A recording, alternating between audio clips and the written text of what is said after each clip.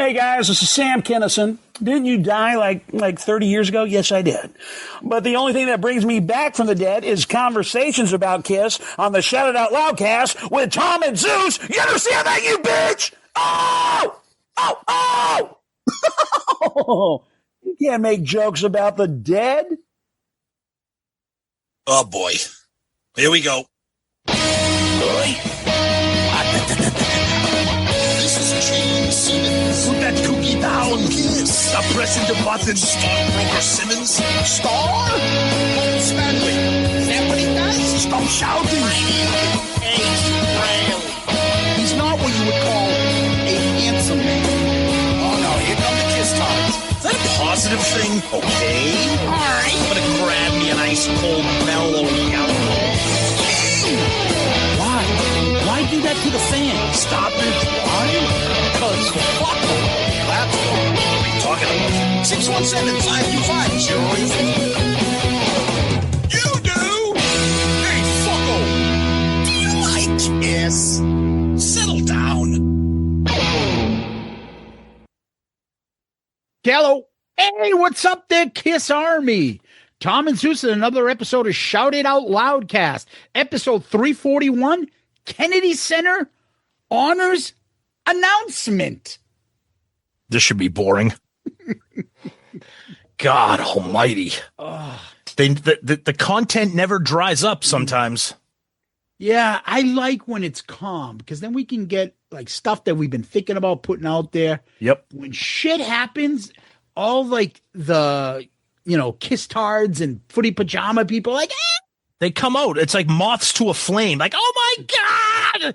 stop what you're doing. We got to go live. KISS is in the news. I just saw a picture of him on TV. Okay. Yeah, people need to settle that shit down. Anyway, hey, Tom, before we get started, I got to give a thank you to our buddy, Daryl Alber. Oh, he God. texted me today. He's the one responsible for our reels and shorts and all the videos you've seen lately put up. So we just started doing them, I would say about 2-3 months. Yeah, and all the little clips on Spotify too that you're appearing in your face. Yeah, so now you're seeing our video. You're seeing video clips on our Spotify feed, and you're seeing those. And thank you for guys for watching those. He said just the reels, not even the YouTube clips or anything else, just the reels that he's added are over 1,089,000 views. There's like 3 or 4 of them at over 100,000. Yeah, that's absolutely completely bonkers, those numbers. Like we just put up that D. Snyder one. Yep. Within like a day and a half, it was over 50,000. Yep. What's amazing is because it gets out of our community and it goes out there and stuff. So the fucking comments, like sometimes I'm a bad sleeper and I'm always up late. I'll roll over 2 a.m. and you get the notifications on your phone. They're just stacked up. Fuck you, D, you fucking COVID cocksucker. Oh, it's brutal. Fuck D. Snyder. D. Snyder's a wannabe prick. Drop dead, D. D's the greatest. Yeah, but D's the greatest. Thanks for saving my life, D. You're the best. 90% of the people that comment are so fucking negative. Oh, it's fucking hilarious. Or the Ace one. Remember? KISS killed my creativity. Fuck you, Ace, you fucking drunk. It'd be like, how did you have any creativity when you were face down half the time? Oh, you'll be like, KISS isn't even good. They're a bunch of pussies. They can't play their instruments. Fucking Ace, you drunk. You haven't never written a good song. Like, what the fuck, people? Hey, let people sort it out. We're all adults. I mean, this will come up again when we discuss the Kennedy Center announcement. And so there comes a time where it gets so toxic and we just can't deal with it anymore. But it's a point, like, we gotta laugh. Tom and I are both like, are you fucking kidding me right now? We just screenshot it because not all of Zeus and I can't see everything. So sometimes we'll like screenshot, be like, "Did you fucking see this comment? look at this this exchange right here between these two freaking idiots." Like, oh, really, shithead? Well, fuck you, you fucking walking abortion. Oh yeah. That's the best you got, you fucking idiot. Nice job. Nice face. Okay, you fucking libtard. Yeah. Fuck you, you maggot. Like, it's like, what the fuck? And then you'll get some guy be like, yeah, that's really nice. Too bad you're gay. Be like, what? What the hell does that have to do with it? What is it? That's the gayest comment I've seen all week. Like, that's like, what are you talking about? And then he'll get some guy go, hey, Crazy Nights is my favorite album too. And then poor guy just gets thrown in a locker. He's trying to engage like as a KISS fan. Be like, fuck this guy. Yeah, we get those. Hey, I'm new to this group. How's it going, everybody? Fuck you, asshole. Dude, I saw that. God bless that poor guy. He's like, this is great. I found a KISS group. This is going to be a lot of fun. Fuck this band. These guys suck. You guys are all fucking, you COVID freaks. Dude, I mean, honestly, maybe worse than like anti-Trump versus Trumpers and fucking everything else. Yeah. Like the COVID insanity people. Dude, whether you are like so pro COVID, you need to get vaccinated, or the people that didn't get vaccinated are just like fucking vaccinated assholes. Dude, fucking 5 years later, we get comments on that Gene Simmons video of him wearing a mask. Yeah, I know. Like, it's fuck you, COVID fucking freak. No one cares about you. Meanwhile, it's just Gene just saying something nice about our show.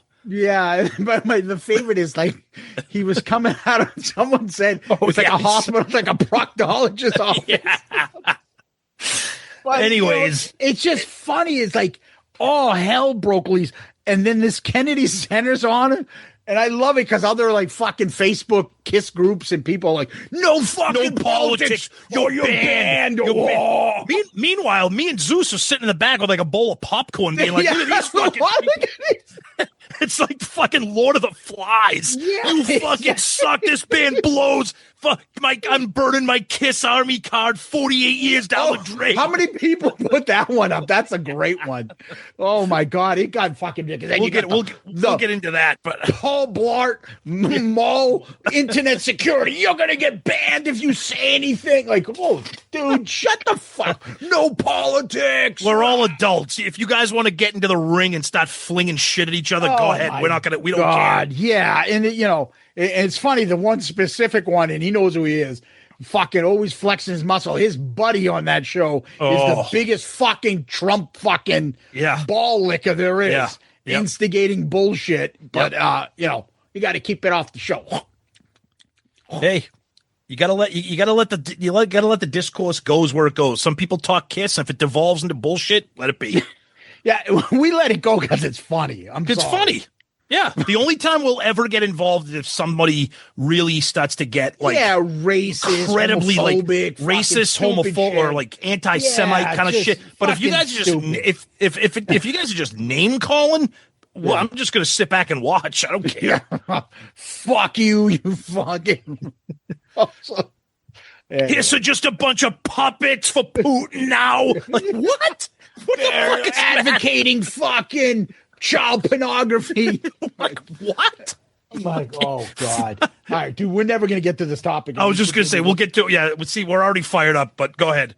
Anyway, last week we did our episode on album MVPs, and that got a shit ton of fucking feedback. Yeah.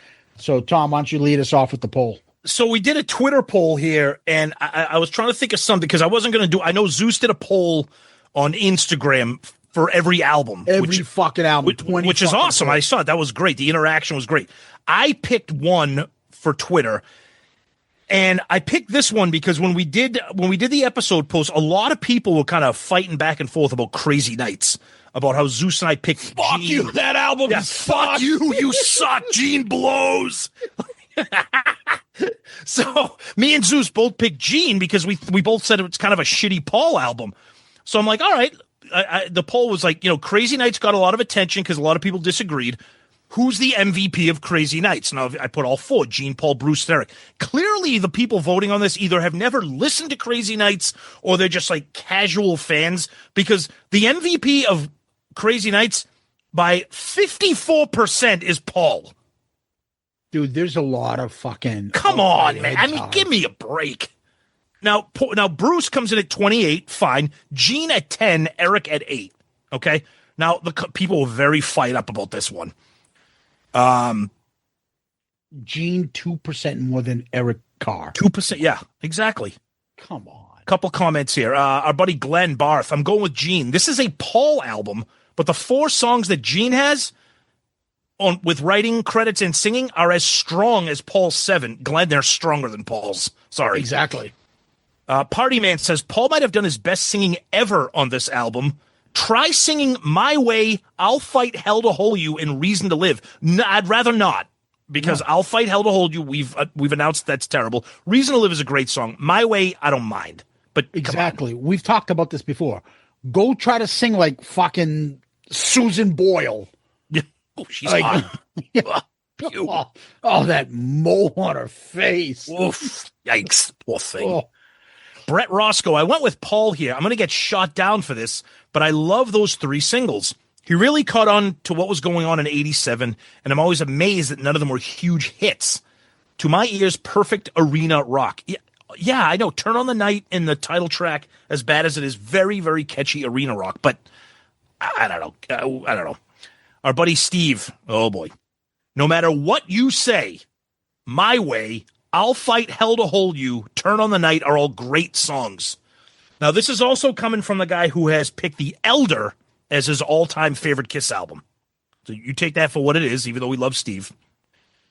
George Master says Paul is the MVP of every 80s Kiss record except Creatures. Ooh. Wow. Okay. Smith Cool says Crazy Nights, a.k.a. Kiss tries to get on Revenge of the Nerds Part 2 soundtrack. With No, No, No and Hell or High Water are great. I consider Paul's cheesy yet engaging anthems like Crazy Nights and When Your Walls Come Down to be the goats of the album. Jesus Christ, I totally forgot about When Your Walls Come Down. Oh, hey, diddle, diddle. Let's look at a couple other comments here from the episode that we got here. Our buddy Steve chimes in one more time. Can you stop with the Ace impressions? Every time you do them, I have to rewind because I'm howling with laughter. Also, is there anything that Paul likes? I've never heard him say a good word about any song or album. The last 50 years must have been misery for him. Steve, what a great observation. I think you're probably right. We won a Grammy for Beth. I don't know what that has to do with anything, Ace. Good God. Oh. That's what we got for Twitter, Zeus. Bring it back to All you. right. For the... Let's go to the Book of Face. I got to change it to from most relevant to all comments. And how fucking annoying is that? Adam Nierenberg. Hey, guys. Adam Nierenberg. Adam Nierenberg. This was a great topic. I agree with most of your analysis. I'm surprised that you left out side 4, and I was going to bring this up, Tom. Side 4, MVP, he says, is Bob Kulick. Tom, who's side 4 MVP? Oh, God, that's tough because you got a Paul song, you got a Gene song. Well, we don't know who did the drums. There's a rumor there. Maybe Bob Kulick's a good pick. Yeah. I mean, I would guess probably. That, I mean, yeah, because I don't think anything sticks out there. Oh no, I like it, but you have a Paul song, a Gene song, an Ace song, and then you have Rockin' in the USA any way you want it. Which so then I mean it's hard because Ace didn't even play, but you would say, well, to me, Ace's Rocket Ride is the best song on that side, but he didn't even play on the other songs. How much of an MVP is he? Right. No, I know. True. Anyways, he says, for both Sonic Boom and Monster, the MVP was the soundboard for not self-destructing during the recordings. I also like your take on what personalities emerged. Gene was writing songs like Two Time and Ladies in Waiting. Great songs, but not demon songs. The demon wouldn't appear until Destroyer. That's not accurate, in my opinion. He appeared when Watching You came out. While Paul was writing about his experiences on the road, which lended himself to the persona emerging on Dress to Kill. Keep killing it, Adam. Thanks, Adam, for the analysis. Thank you. Our buddy Joe Decker. Love the Ace pick for Dynasty. Hard Times, my favorite Ace track, followed closely by 2000 Man. Bobby Kenner says, this was a shit shitload of fun to listen to. The final total stats you guys had were totally unexpected too. It did get me thinking about a similar topic. If you guys had to pick a non-KISS member that played on recorded album tracks on all the albums, including side 2 of Alive 2, who would give the secondary MVP to the whole catalog? As we know, there are a few to pick from: Bobby Kay, Jean Beauvoir, Anton Fig, Schwartzberg, to name a few. Me personally, I'd have to give it to Bob, but curious on what you guys think. Oh, and Tom, Shinedown kicks ass. I agree. Their first album changed my life when I first heard it. Still in heavy rotation for me. There you go. Nice. I'll take it. Let's go over to Loudcasters, the group. Richard Owens Jr. says, love when these come out. Makes work at overtime on Saturdays so much better. I will say for the life of me, I cannot get to the profile page on Spotify to see playlists. I'm sure I'll get there one day and be like, oh, Tom, can you help him out? So search for us. Okay. And at the very top, you're going to see all the options. You're going to see like podcasts, playlists, whatever. Keep scrolling over if you're on your phone, if you're using it, and you'll see a profile. Click on that, and then our profile will show up. That's where the playlists are, not the podcast page. All right. Thank you, Tom. Ray Gallus says, outstanding episode, boys. Paul was my favorite member of the band, but the more quotes you share about Gelato Boy on various podcasts, the less I like him. The very fact that he would not only make up things about sanctioning KISS cover bands, but at the same time degrade the star child character in these bands is both bizarre and petty. Mm-hmm. Well, those are two of Paul's best attributes. Yeah, no, I agree with you. So Jody Harriman likes to hear, I'm going to fucking kill you. Pissed my pants a wee bit and doused my windshield with Code Red. Thanks, boys. Code Red. Nice. Daniel Corker says, being a musician changes perspective on some records. For me, Bruce and Eric are my favorite members. Now, that being said, how much does that impact people's choices? I don't know, but I do know that people pick out different things because of different backgrounds and listening experience. Great episode as always. I think this is the guy. Yeah, Chris Powell says, giving Gene the MVP for Crazy Nights is like giving Homer Bush the MVP for the 1998 Yankees. No, because you're basing this. Everybody is basing this, in my opinion, you're basing this on Paul's vocal range. Him hitting the notes in My Way, him hitting the notes in I'll Fight Hell to Hold You. That's great. Great. Those aren't good songs. Yeah. Sorry. Daniel Haller Houston, I'll Fight Shit to Hold You is definitely an Ace's solo set in Tom Shed Hot Tub. I agree. Gene is the MVP of Crazy Nights. Of course. Is that a positive thing? Vinny is the MVP of Lick It Up. Without him, I don't think that LP works. Oh, great analysis. Okay. I like it. Yep. John Whiteman says, interesting topic. It made me realize that Paul is the absolute MVP of KISS in the studio. But I'm wondering if that's just because he always got his way. Would the original lineup have lasted longer if Dynasty and Unmasked went into a heavier direction? Would Ace and Peter have needed to numb themselves with chemicals if they had a little say in the direction of the band? Gordon, don't call me Forrest Gump Duncan. Perfect topic for laughter and keeping me engaged.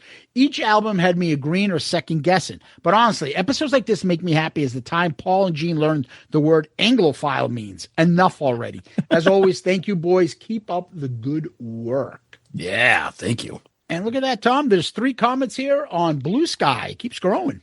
We have Matt Murphy. This was a great episode. Can we all agree that the person who invented this little space of silence between the songs on the vinyl records that was the MVP on Peter Criss's album? Oh, God. It's nonsense. Beach Boys are the GOAT. It's a KISS album. How bad could it be? In quotes. You had me rolling with that one. It's the truth. Rich Love says, great episode. The only real argument I'd have to say is I don't understand how someone could say anyone other than Paul was the MVP on Dynasty. Well, he had the same amount of songs, I believe, as Ace. And no offense, Ace's songs, I think every one of them was great. I think the same thing with Paul's songs for the most part. But you got to give Ace, that was the first time for him to shine. He took over, in my opinion. I think he gets MVP because he's got the 3 songs and it was the first time he kind of commanded an album. Yeah. Plus, go back and listen to some of his solos, especially the solo on Save Your Love. Really underrated because nobody puts a lot of stock into that kind of stuff on Dynasty because they think it's like the poppy disco album. It's a great Ace album. Yep. Let's go over to YouTube. Joseph Kiss Sr. says, I agree with Tom. I'm over the summer. Fuck this heat. Mowing the lawn, ridiculous water bill from watering the yard. Let's kick the NFL season and get to the fall. Dude, you couldn't have said that at a more perfect time. It has been in the mid-90s every day. Right now, we're recording a little bit later than normal. We're recording on Thursday, August 14th. Since Sunday, it has been in the mid-90s. AC running nonstop. I can't stand it. It's awful. And I'm not one of those climate people, but fuck this. Yeah, my kid has got fall sports. She plays field hockey in this heat. It was brutal yesterday. She had a scrimmage. Yes, that's why we recorded on Thursday. God. Fucking brutal. I don't know how people remember the twice a days you guys used to do in football in this weather? Double Imagine sessions. that. Oh, God. Fuck that. People used to drop dead halfway through the first session, let alone make it to the second one. Half dead motherfucker. Nice. Killer Dude 35 puts his list of album MVPs for each member, which is fantastic. And then some guy named French Fan Club. And it says edited, so I don't remember what he originally said, but he said, could you guys pack any more ads into this? As other people who, jumped in were like, dude, no one can control the amount of ads. I don't press a button to show ads for YouTube. I can't do anything. But I will say, if there's 500 million different ways to listen to a podcast. If you're choosing the format that does ads like this, then what can I say? If you listen to it on a podcast format, Apple Podcasts, Spotify, put the fast forward button on the commercials. For real. It's pretty easy. They're in the beginning, there's a middle section, and then at the end. Just hit the fast forward button. We can't do anything on YouTube. We have no control over that. So sorry about that. Anyway, and if you want to do something about that, you're going to have to figure it out, man, and change the whole format. Tom, back to you. Spotify comments, we start off here with B. Peeves. Afternoon, gentlemen. I stuffed up last week, not mentioning Tommy Thayer. I just had one of those weeks. I will always love that Tommy and Eric gave us another 20 years of touring because now we're living the alternative. I always enjoy an episode like this because basically it's a shit talk barroom discussion. No opinion is right or wrong. It's a great conversation piece, and this is what a podcast should do. Once again, fantastic listen. In the last ARC episode, Farkin Mint. Yeah, we love Seeger. Aura Zorba says, good time, fellas. Didn't mean to sound like such a cunt on my last post. Yeah, we don't get to use that word that often here. As I get older, I throw that word around a lot more than I do. Sorry if that offends you. I don't care. There's some bands that just make me uncomfortable, and obviously this is a safe place for opinions. Oh, this is when me and him went back and forth with Shinedown. Now, as an overall, who do you think is the MVP of KISS? Hold that thought. Hold that thought, my friend. Right? All right, let's move over to Instagram here. We got our buddy Junior Vintage. Stop the presses. Fake Fraley got 2 MVP awards. That's true. Vincent Cusano gets my nod on Lick It Up as the MVP just based on his contributions. Great show. Abusement chimes in and comments on that and says, I was shocked that Vinny didn't get it for Lick It Up. I'm with you on that. Well, again, it's how you're basing your MVP award. Is it songwriting contribution? Is it actual vocals? There's no wrong answer. You do whatever you want. There's no wrong answer. Balban, 1986. Great episode as always, guys. You had me roaring with laughter over your breakdown of the lyrics to My Way during the Question of the Week segment. Settle down, Gelato Boy. Okay. Abusement chimes in. Can't thank you guys enough for the fun subjects, humor, original topics, and work that you guys put into SIOL. This is a killer episode and an eye-opener. Whether we agree or disagree about choices, it's about sharing our fandom and learning from one another. Hearing your different opinions about albums we all know like family members is not an easy task. Just know that the positive effects you have in your listeners, it has me going back into the catalog this weekend with a different set of ears and appreciation for the band I love. Again, thank you. No, thank you. That's an awesome comment. Let's move over to emails here. Our good buddy Eladio. I love these episodes where the music is talked about. Lately, I've been listening to a KISS album a day. It's been great medicine for me. And listening to the debut album, one could have a case for each member being the MVP. And I'm with Zeus. I like Kissing Time too. Yeah, Kissing Time, tards. That's awesome. A lot of you rocks. Scott Greer, what a great episode trying to guess what each of you would pick and if I agreed with it or not. I thought Crazy Nights would have been a Paul album, but it's damn close. And of course, it's always fun to relive I'll Fight Hell to Hold You. Oh, God. Yes, Paul's high register vocals destroy the song, but Bruce and Eric shine so damn bright on it. Now, that is true.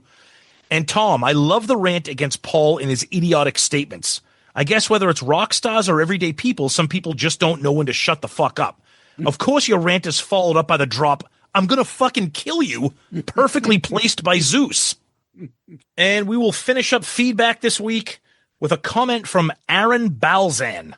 Long email, but we're going to give him all the time in the world for it.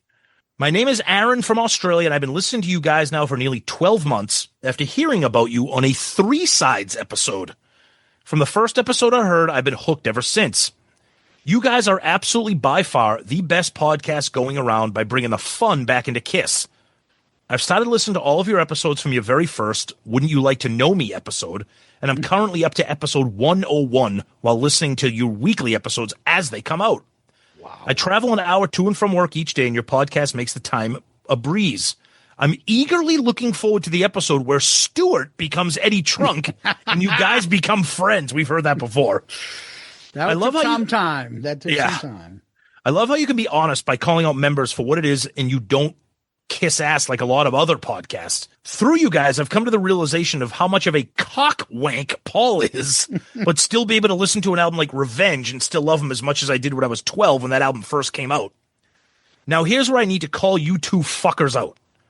I've heard a few episodes now where you openly can't stand Dreaming and Journey of 1,000 Years. That's not true. That's me. Yeah, thank you. And your latest episode finally tipped me over the edge, and I had to reach out. These two songs are two of the greatest songs ever recorded. Oh, God, now. Let's not get carried away. I like Journey of 1,000 Years. It ain't that good. The lyrics to Dreamin' and musically is some of Paul's greatest work, and Journey, fuck, I still get chills every time I hear it. That is such a powerful song, and how genius of them to end the album with it and the outro of the parts of Psycho Circus. Fuck me, I could bitch slap the both of you each time I hear you bag those songs out. But in saying that, don't you ever stop being you. It's what makes your show so great, and I agree with so much of what you both say, and on the other hand, disagree with so much. I love it. Thanks again for everything you do. You've both become part of my life, and I really appreciate everything you guys do. And I'll finish with a question, and we will save that question for a segment later on. And he says, anyways, thanks again, and I look forward to many more episodes. Cheers, Aaron. Well, Aaron, first of all, thank you so much for finding us, however you found us, Three Sides, wherever, and for listening to us, for binging us, for getting us. More importantly, understanding what it's like to have a nice, fun dialogue back and forth about KISS and not take anything too seriously, Aaron. So welcome to the party, pal. Love having you on board. And for that, my friend, you are the comment of the week. Good answer. Good answer. I like the way you think. We're going to be watching you. Yeah, that's a great. I love hearing from new people that go back into the catalog, because I'm always wondering when you see like downloads and things like that, who the fuck is listening to a lot of this old shit that still gets downloaded? Well, we found one person. So thank you very much for that. And thank you to Patreon. Patreon is where you subscribe and you help out the show monetarily and you get some perks back. So there are 4 different tiers starting at $3. And you can join and you get different perks for each level. The higher the level, the more the perks. So we have things like involvement, video chats, merch, polls, the message board, the ARC pick. As much as we can, we always try to involve Patreon and our SIOL new project that's up. Our Patreon members got first dibs at it. And I think we have enough people for it. So appreciate all the emails to us about trying to get involved. But I think we have it closed out. So thank you for that. And please, if you want to help the show and can see us to continue to grow, and succeed as we have been, thanks to Patreon, please go to our website, shoutitoutloudcast.com. Go to him. And right on the landing page, it says Patreon. Click on that and then find the tier that fits your needs. Join, help out the program. We appreciate your support. It's vital that we continue to grow our Patreon family. And thank you for all those that are part of the Patreon family. And you listening out there right now, what's stopping you? Jump in. Become part of the family. Join today. Guys, thank you so much for everybody that's part of that family. It's incredible how amazing to see it grow and sustain. And thank you guys so much for everything you do. Please check us out. The family continues to grow. The perks continue to grow. We got the Patreon ARC pick coming up for the month of September. So jump on board so you can be part of that whole selection party. So please check us out. Click on the link on our website, download the app, and search for us and join the party. Yeah. So, Tom, we're going to go over to KISS News. And I mean, almost crickets, and then boom, yesterday. Pretty much, yeah. The KISS News this week is going to be one of those rare instances where the KISS News segment is actually our topic this week. It happens every once in a while. But right now, other than that, in terms of KISS News, again, more quiet stuff here. Nothing going on. No new merch. I think people are starting to, eagerly await the announcement of those fall releases, the box sets, etc. But right now, not much. Yeah, I saw Tommy is boasting his wine brand. I bet that's taken off. I love it. Congrats on that. Yep. But we also got wind of through a friend what's going on with our buddy Eric. Yes. I wish we could share here, but we can't. But it's interesting. Let's say that. And you know what? If it's proven right, great. If it's not, whatever. It's definitely interesting. It is very interesting, and we'll just leave it at that. So, yeah. So, Tom, let's move on over to talk about really the big news, which is eventually basically our topic. So stop. Don't talk anymore. I've been looking at the hello.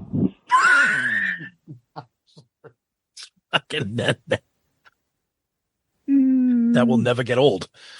No. Nope. No. So everybody's enjoying their day. I think it was your son's birthday. Happy birthday to Michael. Thank you. Yep. Is it accurate? He's 21? 21. Yep. He celebrates his 21st birthday a lot different than his father did. I was going to say, poor kid. But yeah. I know he's your movie buddy. You guys were at the movies. Yep. But then he spent the night last night with his buddies. He went out and ordered his first drink with his ID and all that stuff. So he was happy. So what I was going to say is this news broke and you were at the movies. And we're okay. Yeah. Everybody else was talking about it and great. We'll get to it. I knew something was going on because when I go to a movie, I turn my phone off and I flip it over so I don't see any of the lights. I flip it over. I had 27 text messages in the middle of a Wednesday afternoon. I'm like, something is happening here. What is happening? And like Zeus said, yeah, we'll get to it. It's okay. Michael, I know it's your birthday. I gotta go talk about this. I can't. Sorry, I gotta get out of the movies. I gotta fucking get the movies. Breaking news. I gotta run out to my car and get on Zoom. Yeah. I gotta fucking. But so everybody had posted it. Yeah. Those that are new, we split our duties here. I do the editing. Tom does social media. I do some of the social media. Oh yeah, you do social media too. Yeah, of course. But Tom handles our social media stuff. So I'm not going to jump in unless it's like a big deal, like I have to. When Tom gets out, I know he's with his son on his birthday. Hey, you want to take care of this? I'm not going to do anything. Yeah. And he did. But it doesn't have to be that fucking second like everybody else. Oh, fucking. Unbelievable. Like we say this all the time. we're all going to get to the topic. Yeah, but it's also something else that we always kind of talk about. It's not our identity. No. Did you happen to have like a T-shirt of KISS when you were at the fucking movies? Like, I did not actually. No. Yeah, exactly. Like, KISS isn't your life. No. Did you stop it like, oh, here's a Walmart. Let me take a photo of a fucking KISS shirt. No, KISS is a part of our lives. I mean, there's nothing wrong with that. But it's not our life. Exactly. So I'm like, you're out enjoying your time with your son. Let's enjoy your time. Yeah. When you get back, post about it. And of course, the other aspect about this is, yep. We talked about in the beginning, everybody's like, hey, I'm going to post this. And because let's be honest, it's Trump that proposed this, right? Yep. And announced it. That's just fucking multiple times, whatever, as a magnet for clickbait. Everybody's like, I'm posting this, but no fucking politics. But then within seconds, everyone's like, fuck Trump. But to me, that makes it even worse. It's just like when you tell a kid, hey, don't touch that. And the kid's going to go touch it. Just don't. Me, when we posted this, we didn't say one word. We just made a joke saying, oh, hooray for more KISS drama. That's it. No, that was all you, and I'll give you credit for it, because that's exactly what you're saying. We're not happy because here comes the bullshit. Right. You know what, though? I will say this. I know we both have we'll get to the Kennedy Center honors announcement and stuff, but a couple things I know we both want to say. Zeus and I are very involved. We're political people. We're on opposite ends of the spectrum, but we've been friends for 30 years, so we respect our differences. Spectrum? Yeah, well, we're definitely on the spectrum. We're off the charts. So we're not naive enough to think that anything that involves Trump is going to become political, even KISS. It doesn't have to be, but if you want to make it that way, fine. Create that engagement if you want. And that's like we said at the beginning of the episode. We let the wild, wild west. I'm revoking my KISS Army card. Some guy says why. Some guy says this. It turns into a dialogue. Great. I don't care. That doesn't bother me. And it doesn't bother Zeus. I feel bad for people, whatever your side, whether you love Trump or hate Trump, that this decision about a band that you've loved for 50 years is now going to be soured because of this. That's a you problem. I feel bad that it got to that, but that's just the nature of the world that we live in right now. Every goddamn fucking thing is political. It's unavoidable. We'll get to the meat and potatoes of what this announcement is and what the Kennedy Center honors is, but I kind of just wanted to preface the conversation with, we're not stupid enough and naive and pie in the sky. Oh, I wish everything didn't get political. Okay, it does get political. And if that's how you want to treat it, fine. We live in a society where politics is discussed, and it is an identity badge for people. For some people, you used to not know what your neighbor was, and you didn't care what he was and who he voted for and things like that. That's gone. And let's be blunt. Tom is one side, I'm another side. I don't care. I don't have a problem with it. I don't have a problem with my friends, and I would say most of my friends are on the right side of things. That's okay. It's not a big deal. I don't lose friendships over that.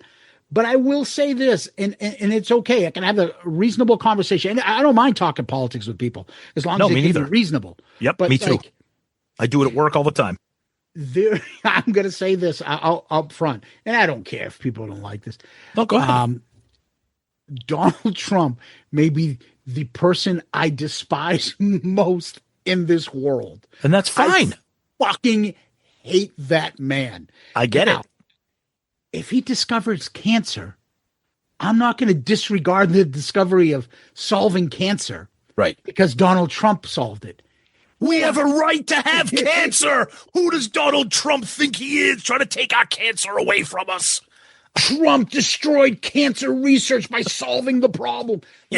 So what I want to say by that is the fact that I cannot fucking stand the man, and I think he's the epitome of the worst human being on earth, does not take away from my gratification that KISS got named for this. Not one bit. It didn't occur to me anything.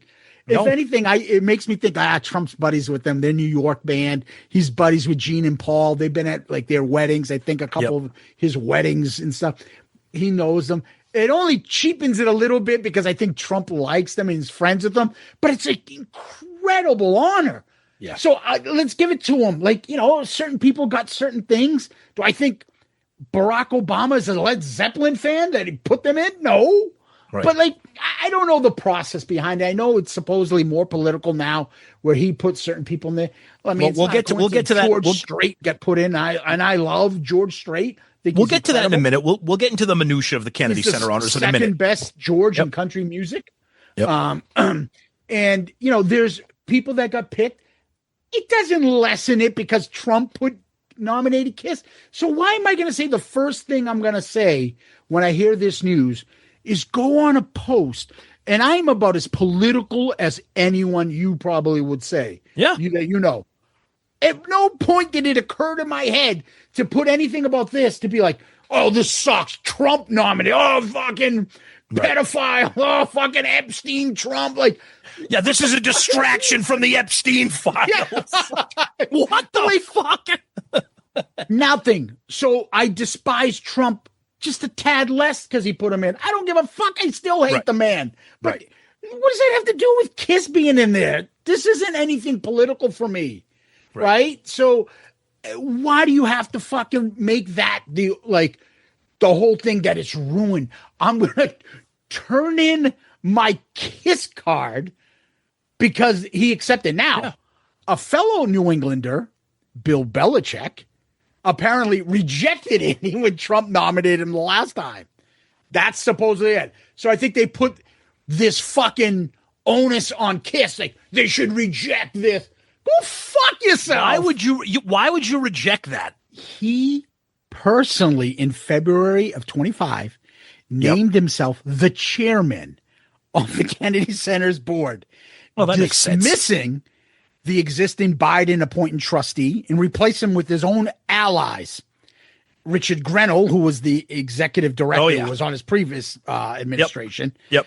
So he broke the long-standing bipartisan governance of the Kennedy Center. Did he have a direct role in this? This is ChatGPT, so take it for what you want. Right. Trump announced the 25 honorees himself in a public ceremony rather than leaving the decision to the usually bipartisan advisory committee. He said he was about 98% involved in choosing the laureate. So maybe that was my point. No, you might earlier that he changed everything and he got involved. Now it's a New York thing. It doesn't take he couldn't put fucking Devo in there.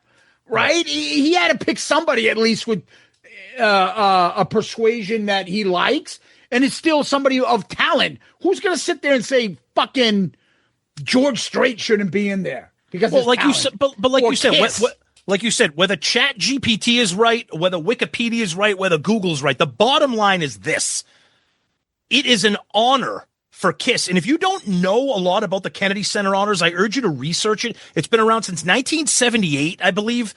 This is arguably one of the highest honors you can have if you're involved. If you're involved in the performing arts as an actor, a writer, a band, a singer, musician. This is about as big as it gets. And I'm talking about Grammys and Billboard charts and Rock and Roll Hall of Fame. This is huge to get put into this. And I think if you're the way you feel about Trump, if that is going to ruin what KISS has gotten, whether or not Trump handpicked them or not, let's say for the sake of all you Trump haters out there that he did say, I love Gene and Paul, they're New York guys, I'm picking them, I'm putting them in.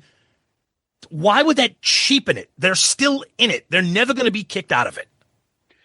Rock bands, The Who, Led Zeppelin, Eagles, U2, Grateful Dead, soul bands, Earth, Wind, and Fire. Now, KISS. Think of that. Think of that company. I think Gloria Gaynor's in now. Gloria Gaynor was this year. Sylvester Stallone. You mentioned George Strait, and a Tony Award winning guy from like Broadway by the name of Michael Crawford is the other individual. So now again, we know Stallone is kind of buddy. Oh, that's the second person that's played Phantom of the Opera. Oh, I saw it. Yeah. By the way, fuck the Rocky movies and fuck the Rambo movies. I can't watch those anymore. He's a Republican, so he shouldn't win the fucking Kennedy Center honors. It's such fucking nonsense. KISS getting this is off the charts. I'm gonna be honest with you, Zeus. It's kind of shocking because in our lifetime, KISS has always been kind of like goofed on. Like it took them forever to get into the Rock and Roll Hall of Fame. People still kind of poo-poo them. I mean, George Strait, Gloria Gaynor, these are like legends in their field. And I'm not saying that KISS aren't legends, but to see KISS as a Kennedy Center honoree. But those are rock bands. No, I know. I know. Country artists, Willie Nelson, right. Johnny Cash, George Jones, Merle Haggard, Loretta Lynn, Dolly Parton, Garth Brooks, Roy Acuff. Those guys have been in too for country stuff. And there's some R&B acts and things like that. But hard rock bands, I mean, I don't know. That there's not many up there. The Who and Zeppelin. I mean, for hard rock, I mean, when we're saying hard, that's about as, I don't know how hard you would consider the Who and Zeppelin could be, but I don't know. But the cool thing here is that so the nominees were announced yesterday. On Sunday, December 7th, this is when there's going to be the huge celebration, the big event. It's funny because one thing I do know about the Kennedy Center Honors is it's always on TV around the holidays, because it kind of fills the void of the holiday TV programming.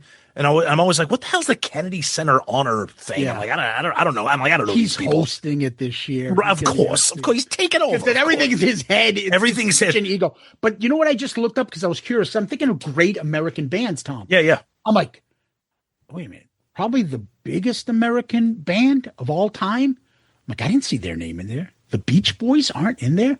I looked it up. Only Brian Wilson individually got it. Right. The Beach Boys don't have it. No.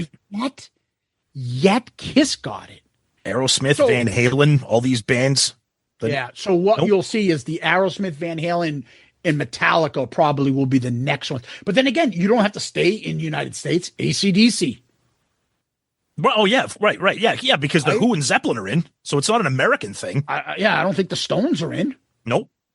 That's why I'm saying it's shot. I mean, we're so used to KISS being like picked on that for them to be put in here. And so let's be honest, he is friends with them. He's known them for years. Of course, was on The Apprentice. Of course, right. So you have that stuff. And if the format has been changed, and if I did misspeak, and what Zeus is saying is accurate, then but it still isn't. Like I said, he couldn't pick fucking. Like, he ain't picking that shitty band. He's never picking that band. Yeah. He would never. No one's picking that band. I will say a lot of people have been quoting Gene because he's had a love-hate thing with Trump. And one of the comments he made at one point, and people are quoting Gene. Gene said about Trump, when you get into a position of power, it does affect lives. I don't think Trump's a Republican or a Democrat. He's out for himself any way you can get there. In the last election, over 70 people bought it hook, line, and sinker. And there's some other negative comments. Okay. I know he broke off with him, but in the beginning, he was pro-Trump. Right. I thought they had some issues. He didn't like the January 6th shit. Gene, for all his faults, is the most patriotic shit. Yep. So he definitely hated that January 6th shit. Right. So that pissed him off. But he also, him and Paul, love Trump's stern defense of Israel. Yep. Oh, of course. And so I'm sure they backed him a lot. And a lot of stuff like that goes a long way with Trump. Trump. How many people have said, look at what J.D. Vance called him Hitler. And that's his he'll forget something. He's transactional. If you fucking kiss his ass about something down the line, he'll forget about it. So you mean he's a politician? He's transactional. He's a little bit more than that. No, I know he's a little bit more than a politician. But ultimately, back to Gene's comments about Trump. That's fact. That's undeniable. But again, let's remind everybody out there, whether you love Trump, hate Trump, love KISS, hate KISS, Paul G. This is the Kennedy Center honors that can never be taken away. Is Trump the leverage piece, say, to get them in there? Yeah, he is. But it's not the Trump Hall of Fame. It's not the Donald Trump birthday party. It's Trump. If you want to say Trump's putting them in, fine.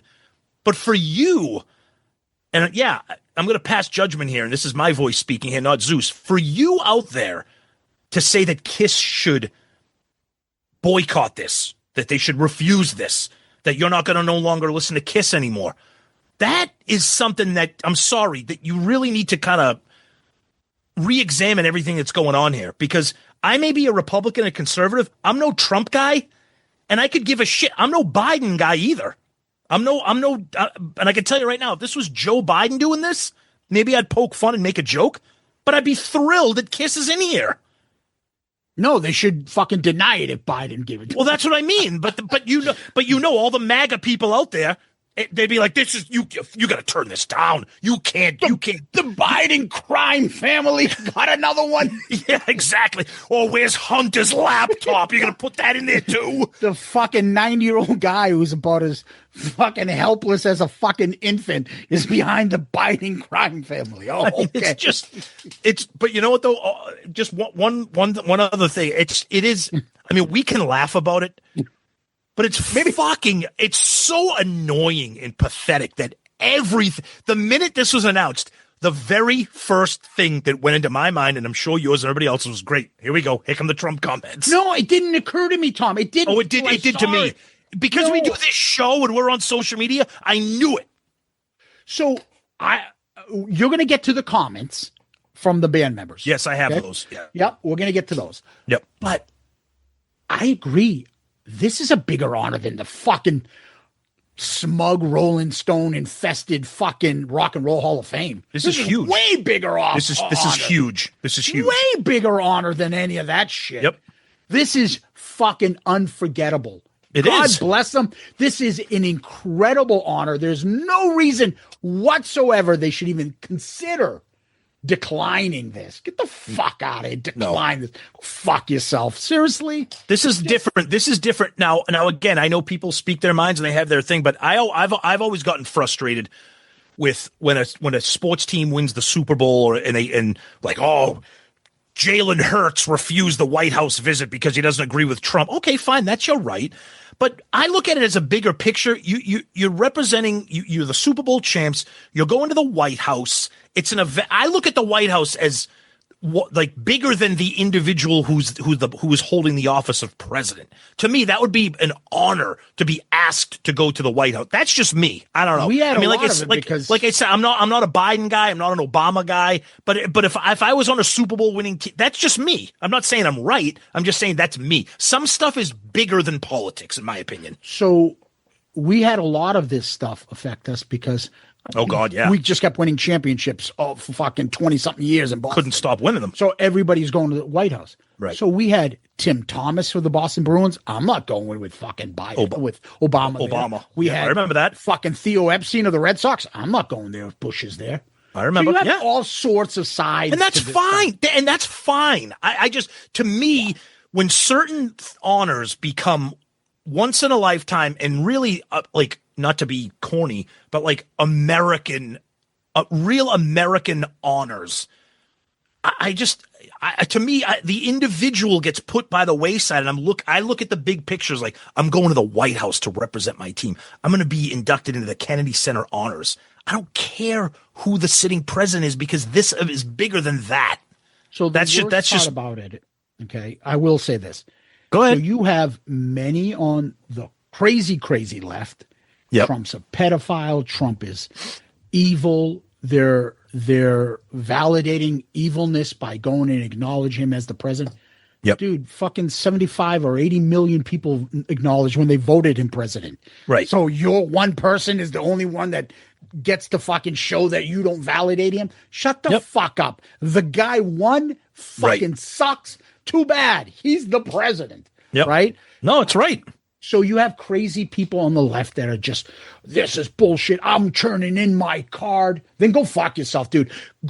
Good luck living your life with these kind of values. I can only buy Land O'Lakes butter because they support a woman's right to choose. I'm not fucking buying this because they're closed on Sunday because they're a white Christian fucking business. Yep. I'm not doing this because they support fucking abortion on demand with Parenthood. Like, dude, what the fuck are we doing here? You're so right. Fuck off.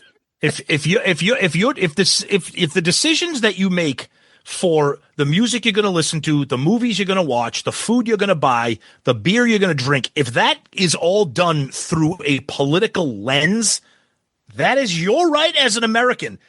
But that is going to be exhausting, and I got other news for you. The amount of stress that is going to put on your brain and your heart, you don't even know. Because now you can't do what you want.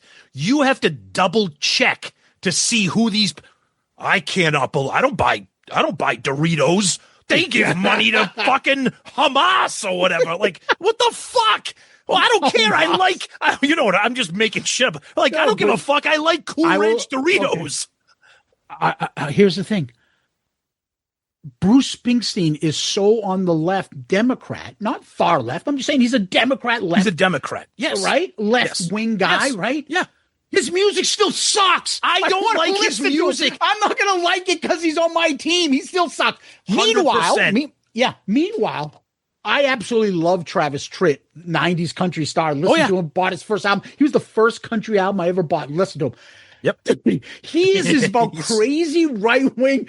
He would look at people that follow him, and if he saw anything left wing in their profile, he would ban them, even without saying anything.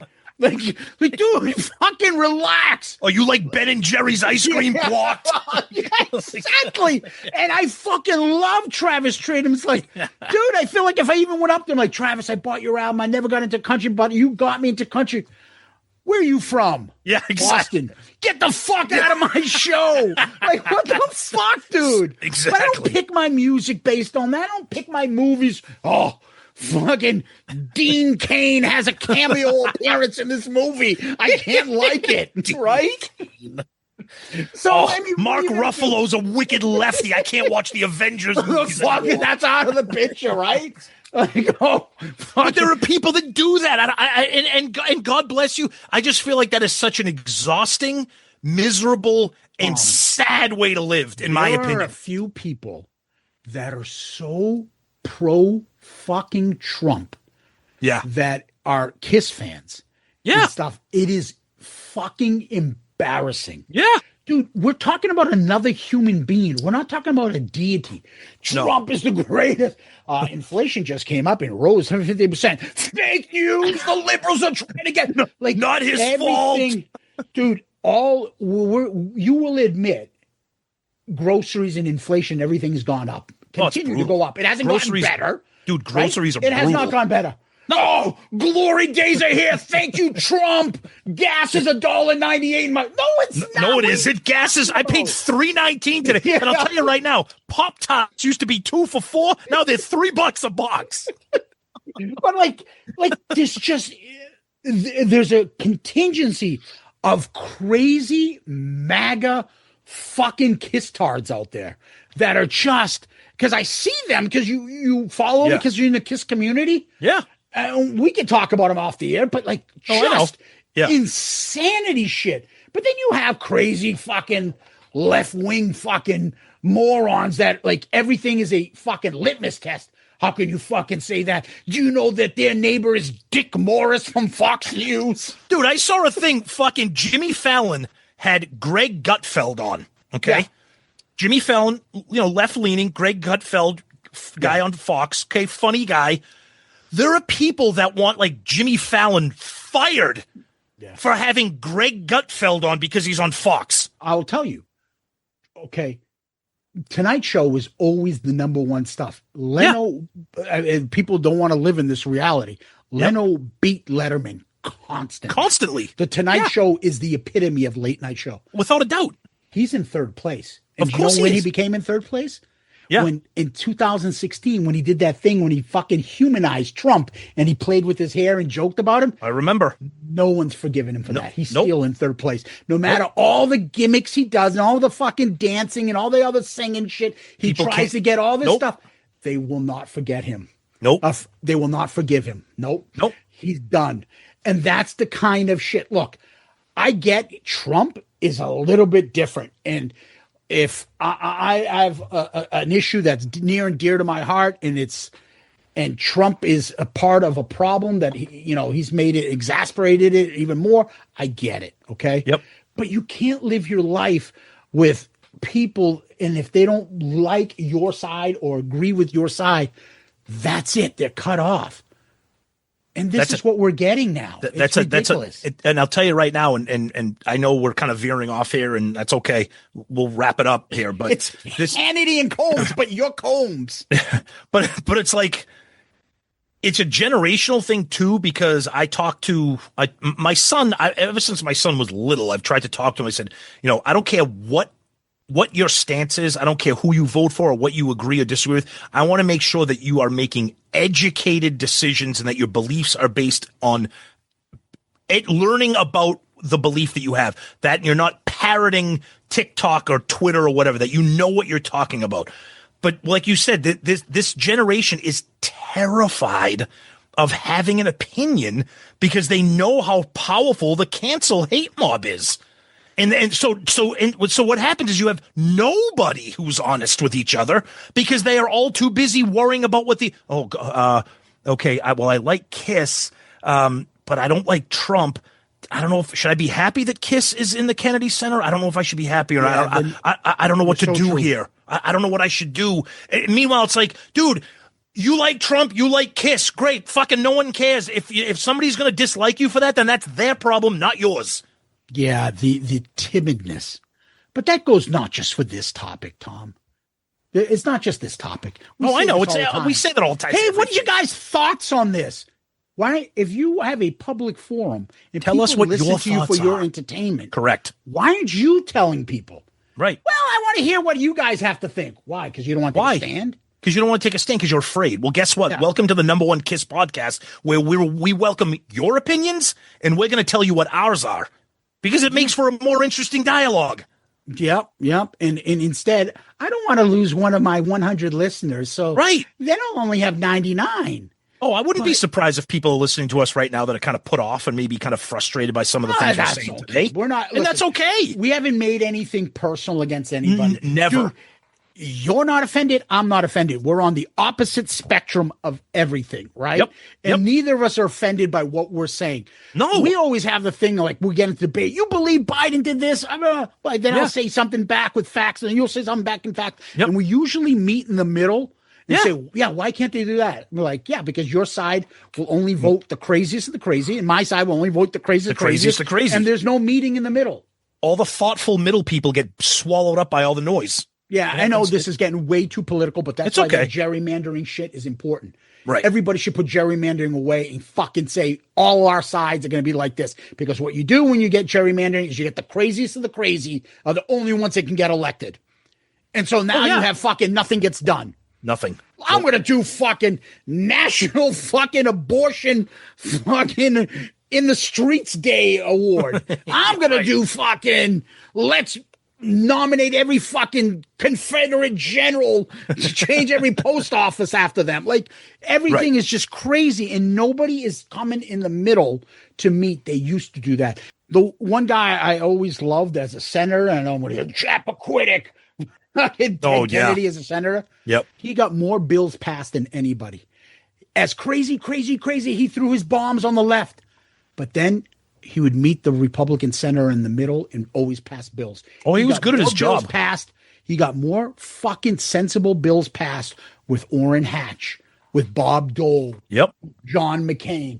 And when each one of these people have passed, senators come on and you're like, dude, he was that good friends with that person? He was great friends with this person?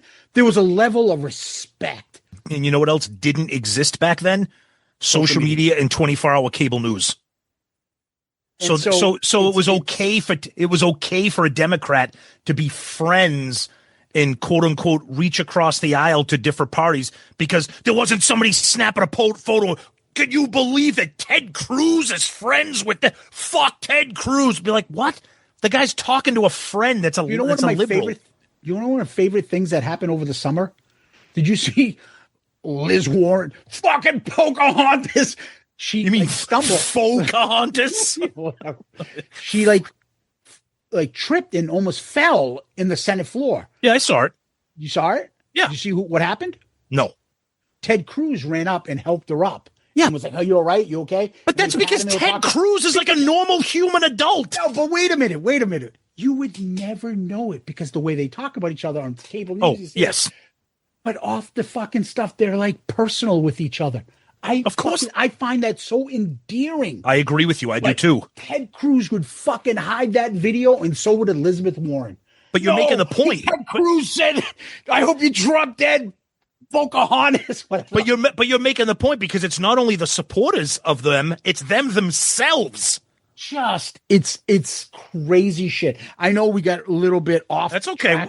I've always tried to get Tom to do a little more politics, and it's always like difficult to pull him there. But I think we can do it, and maybe some dorm damages in the future. I was just going to say that this is Zeus's way of roping me in. So, but let's get back to KISS. We a couple quotes by the band. The quotes, yes. Yeah. Let's get to the quotes here. So these are quotes from the. So actually, one thing I do want to talk about. We kind of purged some of the political thoughts. I just kind of want to circle back here because I did think it was interesting. And at first I didn't quite understand because I saw Bruce Kulick's post. It's interesting that the original 4 are being brought into the Kennedy Center, not the band KISS, specifically the original 4, which I find interesting. Yeah. And so before you get into the comments, that was the thing that I'm like, here we go. Here we go. Again. It's just like the Rock and Roll Hall of Fame. But not with the band. It's the fans. Fuck, no fucking fake Fraley doesn't get in. Fuck, KISS only existed till 1980 or 79, wherever you want to put it. Right. It just rehashed all that shit again. And I'm like, oh, fuck. But it was that's the exhausting part of all this, Tom. But again, it was interesting that specification was made by Trump or by the committee that it's like KISS, but the original 4. I was like, well, why not just put the fucking band in? Yeah. But anyways, so here are a couple quotes. This is Gene. Quote, KISS is the embodiment of the American dream. We are deeply honored to receive the Kennedy Center honor. This is Paul. Quote, from our earliest days, KISS has embodied the American ideal that all things are possible and that hard work pays off. The prestige of the Kennedy Center honors cannot be overstated, and I accept this on behalf of the long legacy of KISS and all of the band members who helped create our iconic band. Peter says, quote, I feel so blessed. This is the greatest honor of our career. Congratulations to all the other 2025 honorees. Ace. Coming from my humble beginnings growing up in the Bronx, this honor is a dream come true that I never thought would materialize. All I can say is it's beyond my wildest dreams, and I'm very honored and grateful to be included with the rest of the honorees. And I'm pretty sure I got a Grammy. You could add that to the collection. But don't you find it fascinating that it's not just KISS the collective, but that it's I find that fascinating that it's the original 4, that specification was made. See, this is the part that's interesting. Grateful Dead got it. Did they fucking put all 80 members of the Dead in? I don't know. Who specifies this? I don't know. I bet you fucking Ace was so excited that he was just like, let me call Rachel. Dude, I bet you Paul is fucking so annoyed right now because now he's like, great. Oh, absolutely, because now the 4 of them have to appear in December together for this. Why are you doing this? Yeah, because now he's got to go back to, once again, it's the 4 originals, Paul, as much as you talked about the old people. He doesn't want to validate Ace and Peter lovers about all this shit. Nope. Oh, and by the way, Tom, can you read what Trump actually said when he announced them? Yes, I will do that. And finally, we'll be honoring one of the greatest rock bands of all time, KISS. So KISS was formed in 1973 in New York City by founding band members, and incredible people, by the way, Paul Stanley, Gene Simmons. He said Ace's name right, by the way. Ace Frehley and Peter Criss. KISS became a global phenomenon and sold more than 100 million records worldwide, produced 30 gold albums, and a lot of other things they produced. That if that's not fucking Trump speak, and a lot of other things. A lot of other great things. They're doing a lot of terrific albums. Yep. They made a fortune. Love that. What does that have anything to do with? They made a fortune, and they're great people, and they deserve it. And they work hard, and they're still working hard. And it's an honor to present KISS. Thank you very much. Got it? Yeah, thank you. And they're going to do something very special. KISS is going to be here in a little bit before the show. I think they're going to have to do something very special. We're going to have a good time. What does he mean by that? Is it just Trump talking off? Could be Trump talk. I don't know, but it's a couple weeks after the Vegas event. What is that? Which? Yep. Are we hinting at something? Maybe this goodwill, and he can bring them in, and then all of a sudden now the Kennedy Center honors. Hey, it was worse before when they reunited with the fucking bombs being thrown at everybody than it is now. So why couldn't they reunite and do something else? Yeah, I don't know. I mean, you know, the Vegas is right in the middle of November, and a few weeks later is this event. So I don't know. All I can say is right now, Paul is calling an emergency session with his therapist right now. Oh, because he's like, I can't believe these people are going to be back in my life. How am I going to deal with not saying something bad about Peter Criss? Yeah. How am I gonna go on 600 podcasts and not bash Peter and Ace for the next few months? Yeah, I mean that's basically what he's going to do. He's going to do this. I think in Peter's case, it had to do with his upbringing and the fact that he wasn't very bright. And he's going to have to get over that. And then what about this one? Ace was now, in Tommy's words, a fucking loser. Or basically this, my favorite. I threw pennies into the street in Chinatown because I knew he would run out and retrieve them. I used to just stand on the curb and fling them, and he would run into the gutter to get the coins. Why? Every time you play that, I keep asking myself, what a vicious, nasty thing to say. That's something you say when you ain't coming back. I was just going to say, yeah. He could have been just good enough to say this. Gene had long hair and a beard under his double chin. He was very overweight.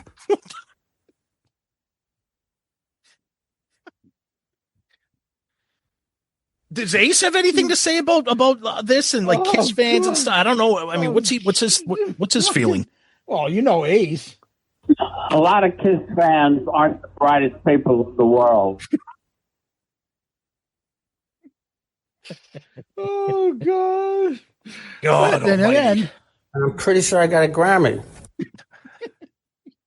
This is just gonna.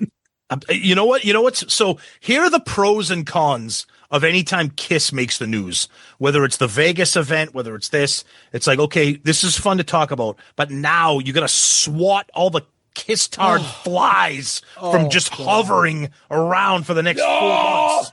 Oh, what are they going to do? Are they going to get together and play? Are they going to play unplugged? What does Bruce think about not being part of this? Has anybody talked to him? Like, Jesus Christ. Dude, by the way, Bruce loves to break this shit, doesn't he? Yeah, good for him.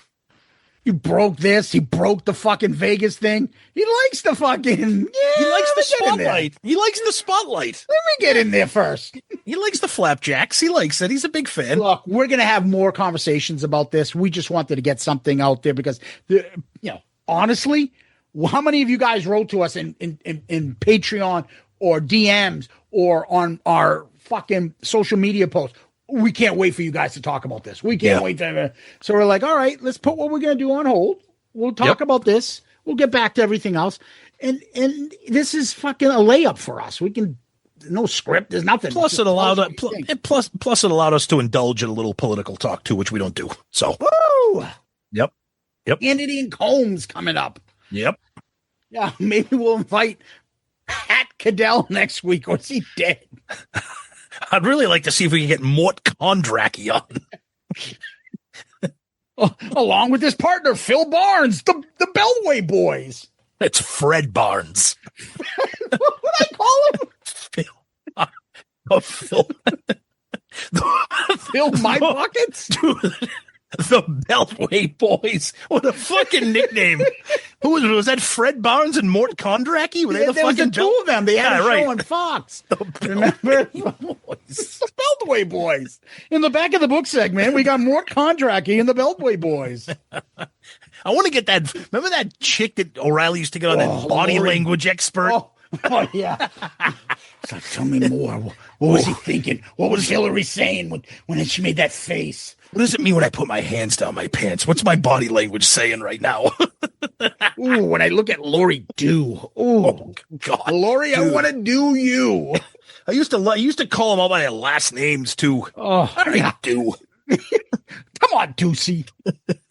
Like he would put the dumb blonde with him play those games at the end of the fucking. Oh God, that was awful. Deucey would win because the dumb blonde would just be there and be like, "Come on, Deucey," and he'd yell at him. Deucey.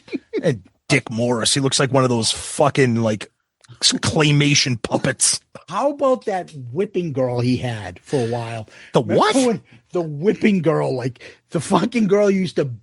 It was fucking. Who's the guy that was? I thought he was a great reporter. He used to be on fucking Real Sports.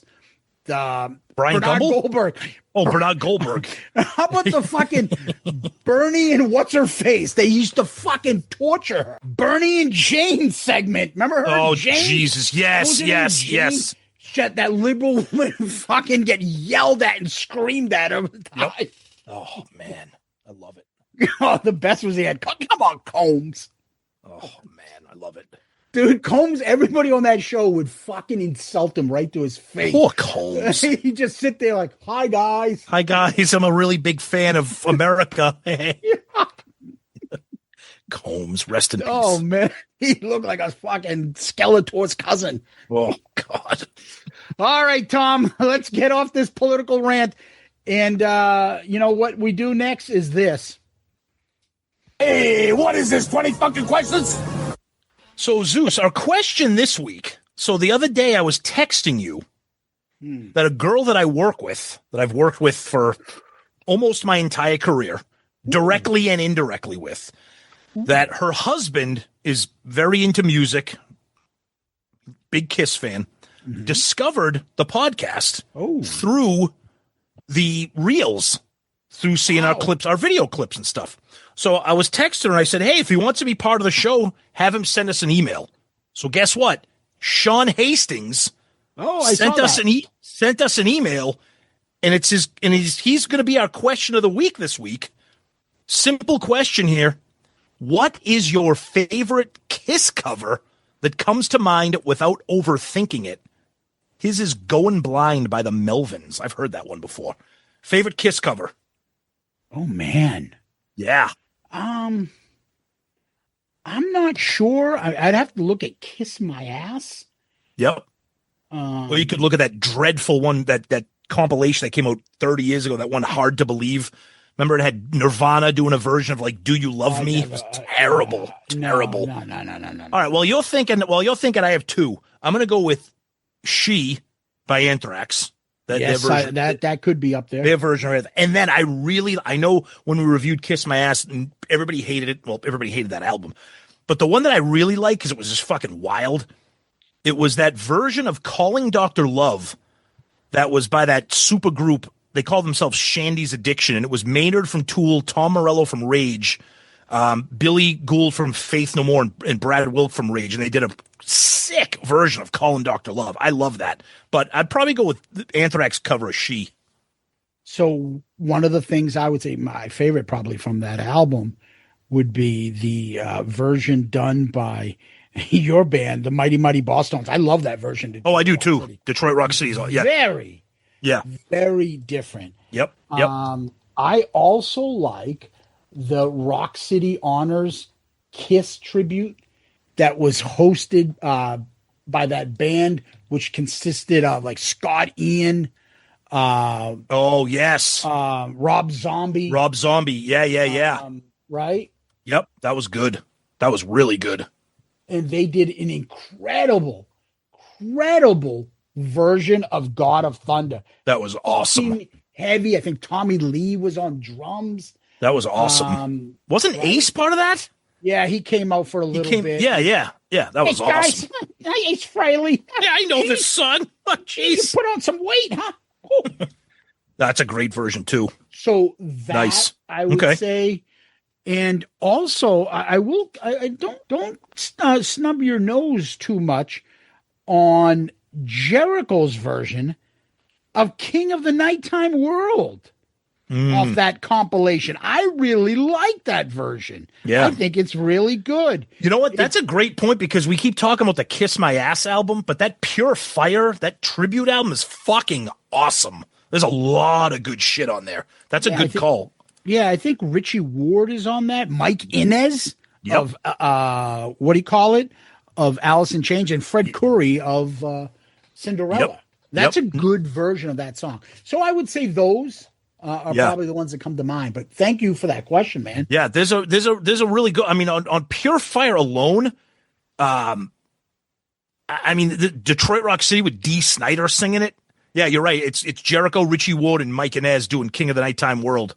And Fred Coury on drums. Yeah, that's a really good cover album. But yeah, hey, Sean, really appreciate you getting involved in following the show. You know, I hope that means that you'll become a regular listener.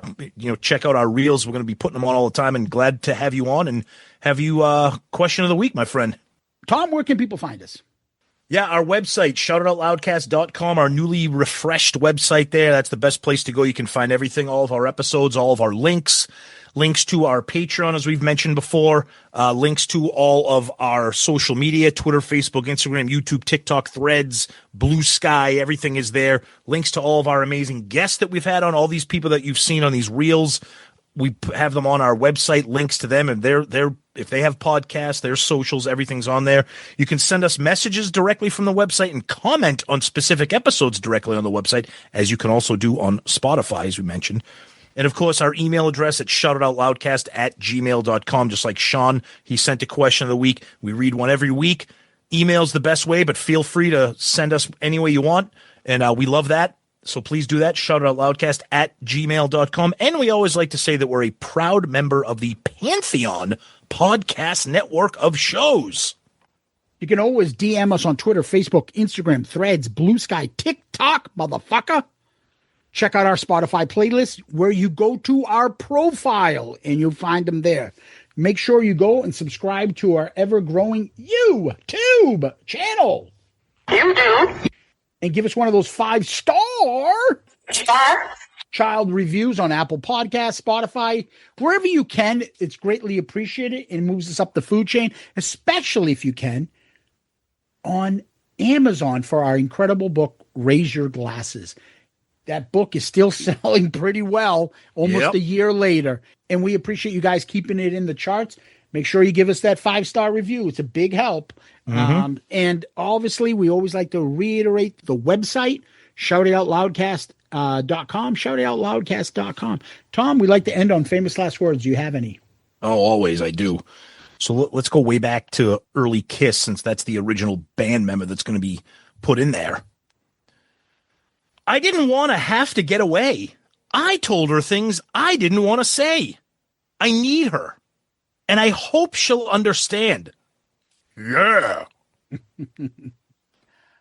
Rags, the sailor's only daughter, a child of the water, too proud to be a queen. Oh, Tom, Loudcasters, Kiss Army, thank you. Guys, you're the best. I hope you enjoyed our politics segment. Who knows? Maybe it'll be a new spin-off podcast. You never know what's going to be next here with Shout It Out Loudcast.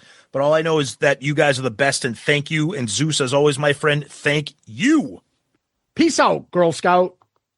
Hit the music. What I'd like now is for all you fat, out-of-shape, worldwide kiss-tards to keep the noise down while I show your ladies what a real sexy man looks like. Listen, all you people out there sitting on rented furniture, settle down. Cut the music. Anybody seen Richie? Anybody know why Richie did Bobby Lupo?